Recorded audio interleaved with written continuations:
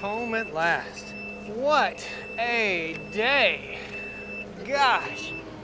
So, let me tell you what happened. If you mess with my freedom, I'll tell you just what you can kiss. That's right. Good morning, farm fans, and welcome back to the Stoney Ridge. Today, we've got a project. We are taking a truck, and it ain't my truck, so don't start drooling yet. Good looking 3500 Dodge right there, nice Cummins. We've got to go pick up the failed tractor, the TYM T1104. We're headed to Reedy Creek Equipment in Lexington, North Carolina. This is my first experience with any problem with my TYM tractors. It was quite disheartening, and the dealership, the closest one, was 61 miles away. You know, in the grand scheme of things, that's not a really big deal. I wondered how the service was going to be because this tractor is not commonly used here in North Carolina. It's bigger than most tractor companies are selling. However, the experience has been great so far. We're going to tell you guys exactly what was wrong with the tractor and why it was my fault and not the tractor's fault and what we learned from this. So if you've got a TYM T1104 or if you have any sort of tractor, this is great information for you. I hope you guys will enjoy. First, I got to run over, move the cows to a new section of pasture. Then we're going to hop in the pickup and head on down the road. All right, let's have some fun. Giddy up, giddy up, giddy up. Go ahead, Tammy. Get up. Get up, girls.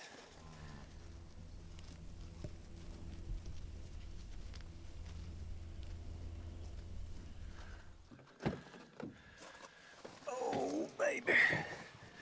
Contact. Yeah.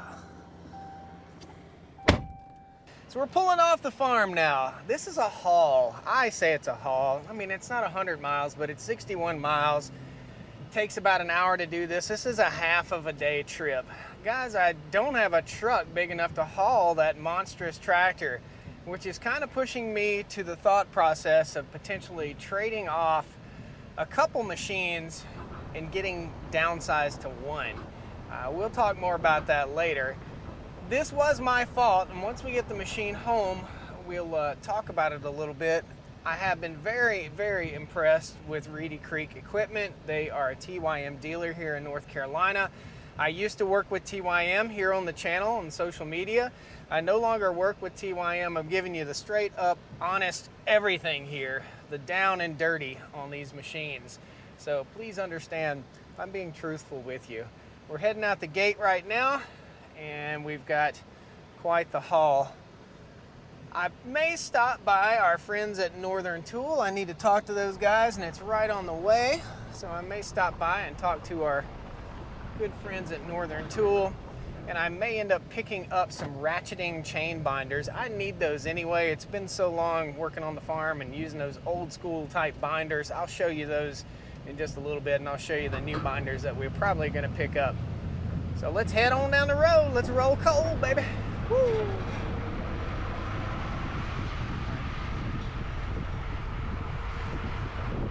We'll roll some footage right now of the tractor as it broke and what happened here with this machine, and we can talk about it in just a little bit. I started getting some lights. Some lights came on in the machine telling me that something was wrong, something was amiss. I had no idea what was wrong. This tractor has both the regen feature and the def feature. It has all sorts of EPA stuff on it. It's required. It's required by law. It's highly illegal to delete that stuff, although a lot of people do. So what really went on here was, again, some service lights came on, and there was a bit of ignorance on my part as to what needed to be serviced on this tractor, and we'll talk a little bit more about that, but it was super frustrating. The tractor went into limp mode. It simply quit on me, and I couldn't get it to go anymore, so I had no choice but to toss it on the trailer, get it down here to Reedy Creek, and let those guys diagnose it. In the future, I may end up buying the software and the connections so that I can just connect up to my tractor, reset it, and figure out what's going on. I think it's important for you to be able to work on your own machine, and I think it's a shame to have to haul it so far, but there's a lot of struggles with technology nowadays, and it's hard for the average person to afford the technology to diagnose their own computer issues with their tractor. So we're just kind of at the mercy of the dealership in some aspects.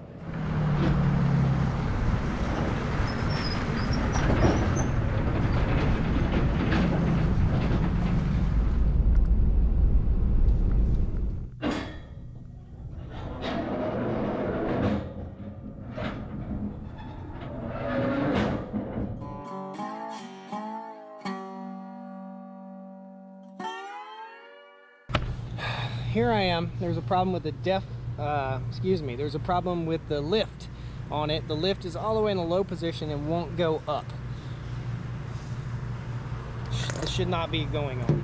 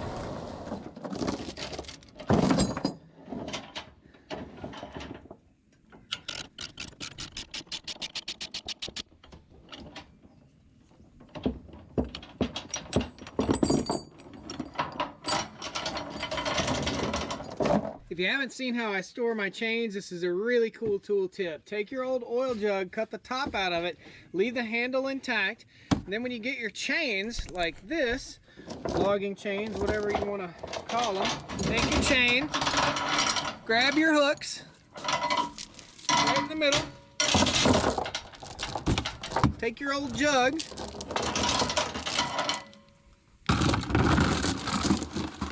lower your chain down in the jug, like so. Take your hooks, hook them right on there, and that's an awesome way to store your chains. If you're worried about water, drill a hole in it. That's cool.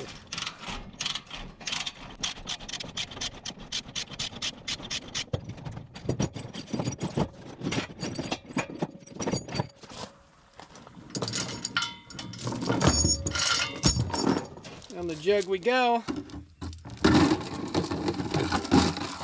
Need a logging chain. Or need some kind of chain for something. Bam, it's right there. Gosh, it's so easy. Store your chains like that. You won't regret it.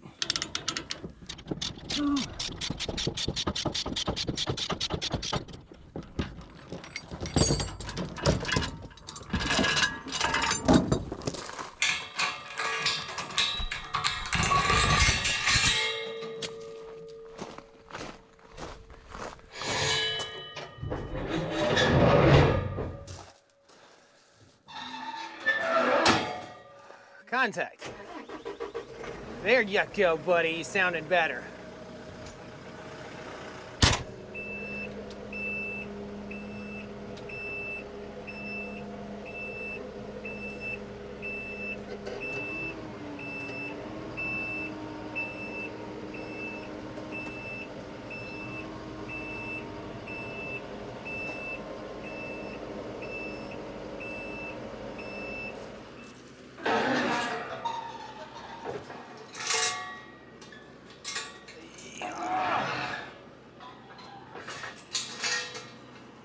Home at last. What a day. Gosh. So let me tell you what happened. It's fixed. It's good to go. All the safety warning lights that were going on there before are all gone. We'll leave the tractor in the background. I'm staring into the surface of the sun right here. This was expensive.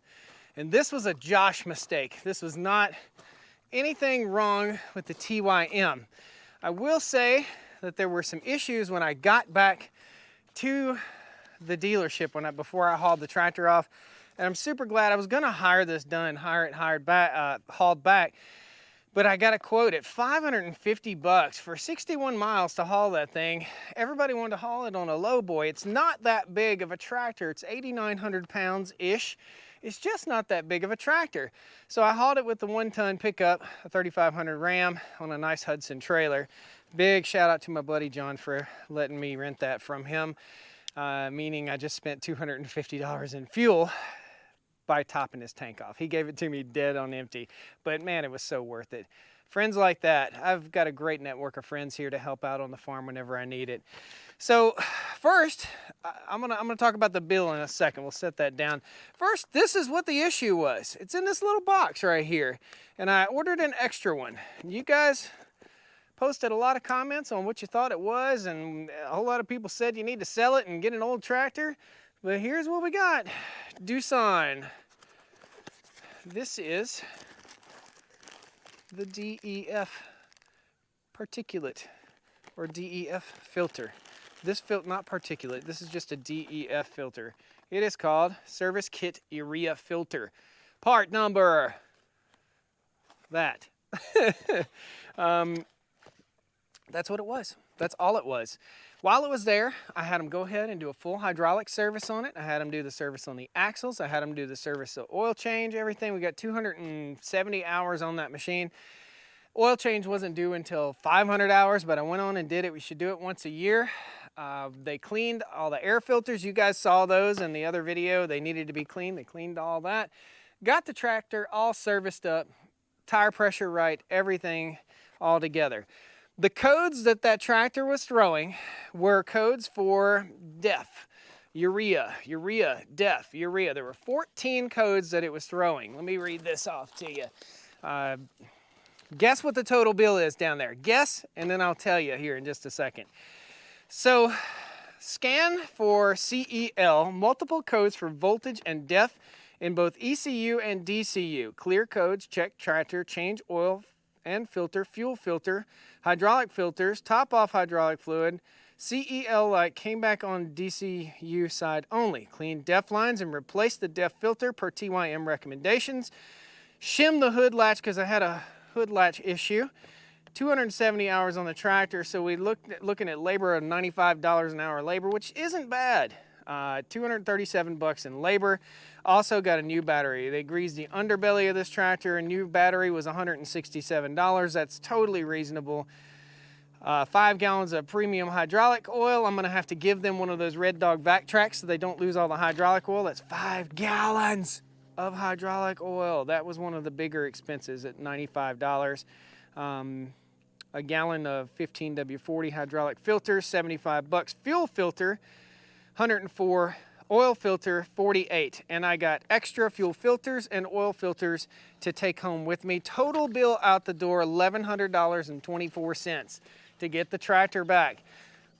All right, now let's talk about what happened. We're gonna walk over here and we're gonna talk about what happened when I got to the tractor store. I'm gonna set this stuff over here in the box so I don't lose it. This has been an all-day experience, pretty much. I've been at this since 11 o'clock this morning. I don't like to spend all day doing something like this, but I had to. I just had to.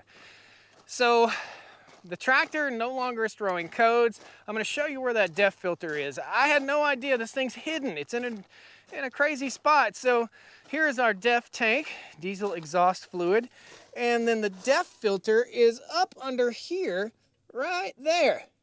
You have to drop that little arm and then get to the DEF filter somewhere right in there. He told me about that. All the rest of the filters are here. Cleaned the air filter, everything was good there. And I had a problem when I got there. And I feel like they should have found this problem before I got there, but how are they to know? I wanted to test everything. I'm very thorough when it comes down to it. And I wanted to test everything out. When I went to move the 3-point hitch, it wouldn't move. So I had to recalibrate the 3-point hitch and it wouldn't recalibrate. So I'm in the parking lot for literally an hour and a half. At one point I was kind of frustrated. I was like, why aren't all you guys out here helping me do this, helping me figure this out? You know, I was on the phone with TYM corporate. Huge help, huge help.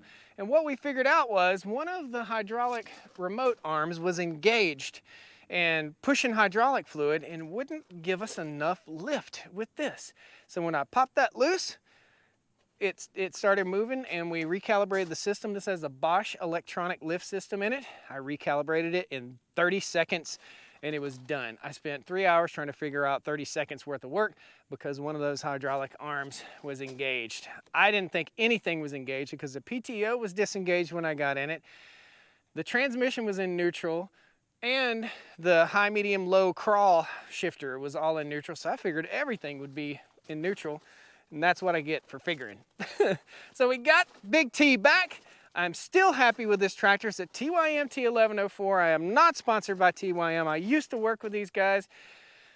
I'm still super happy. We're gonna hook the Batwing mower. I've gotta go over and start mowing pastures for fall clipping, clip the top out of pastures after the cows get moved.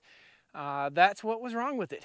It was the urea filter in the DEF tank that I had no idea about. Folks, if you have a tractor with DEF in it or a truck with DEF in it, you gotta run that machine. If you don't run that machine, every 3 months you need to change your DEF out. You've got to drain the tank and fill it back up.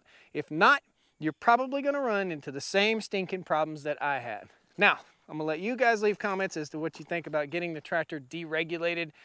I don't know about all that stuff. I don't want to mess with it. It's still under warranty.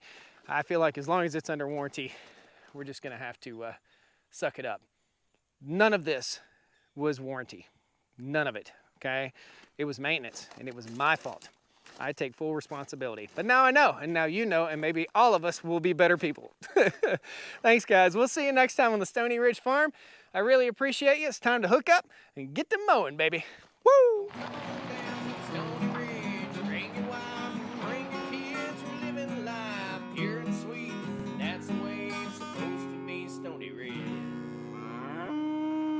Dang, man, you still here? Go. Get. Go on and get.